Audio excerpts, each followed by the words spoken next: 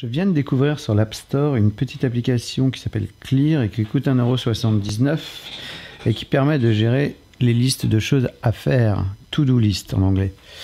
Donc on peut gérer plusieurs listes. Je vais en créer une pour vous montrer. Hop là, voilà, je vais l'appeler liste de courses.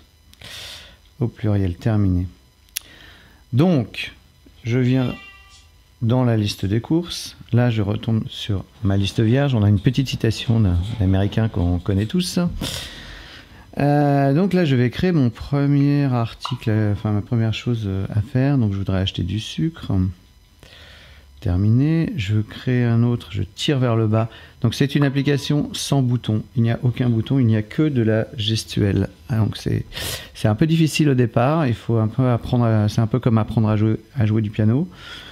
Donc il faut bien comprendre tous les gestes, mais une fois qu'on a compris ça, je dois dire que c'est quand même assez fabuleux, assez épuré comme style, c'est-à-dire qu'on a vraiment, c'est d'une simplicité absolue, c'est-à-dire qu'il n'y a pas de rappel, il n'y a pas de date d'échéance, il n'y a rien, c'est juste une petite liste de choses qu'on doit faire. Donc je vais acheter aussi des fraises, je vais acheter aussi de l'eau, je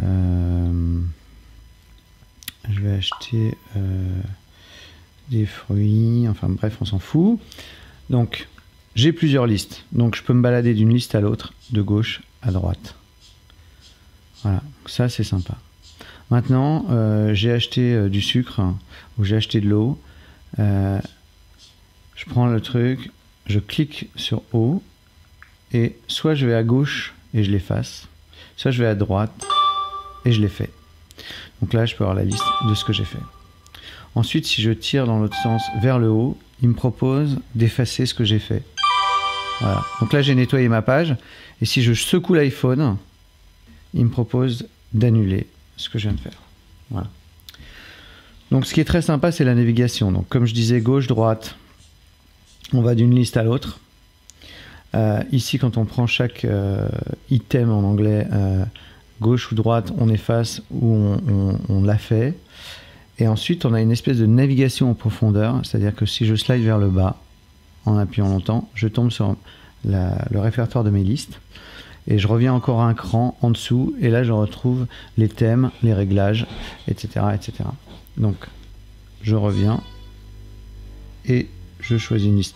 Alors je crois que je peux prendre une liste aussi comme ça, non ça marche pas. Donc je peux déplacer mes listes, si je veux, c'est pas très difficile, voilà. Ensuite, je reviens dans mes listes et c'est la même chose. Si on veut changer l'ordre des priorités, hop, on déplace en appuyant. Voilà. Quand on tape n'importe où, on crée une nouvelle chose à faire. Mais aussi en tirant vers le bas, je trouve ça très joli. Voilà. Terminé. Donc, navigation en profondeur. Settings, donc là on peut régler.